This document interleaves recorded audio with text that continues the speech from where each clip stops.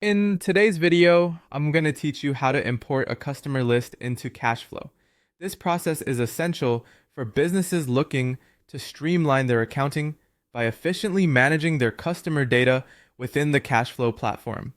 Let's dive right in. First things first, you'll want to navigate to Kashflow Connect by opening your web browser and entering the Kashflow URL. If you have it bookmarked, visit it directly from there. It's always a good idea to have your credentials ready to log in promptly. Once you're logged into Kashflow Connect, you'll land on the dashboard. By getting to know your way around here, you'll find it much easier to manage all your financial data across various sections. Next, you should click on Set Accounting Period. This step is crucial since importing your customer list during the correct accounting period ensures that all transactions and data entries sync correctly with your current accounting schedule.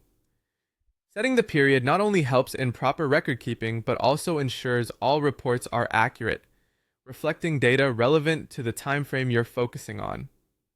Now, let's move on to locating the Files section, which you'll find in the main navigation panel. Clicking on Files takes you to the area where you'll organize and manage your document uploads.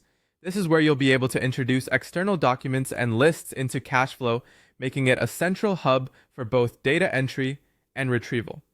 With the Files section open, you'll see the Add File button. Click on this option to begin the process of importing your customer list. Before you do so, make sure you have your customer list ready in a compatible file format, such as a CSV or Excel file.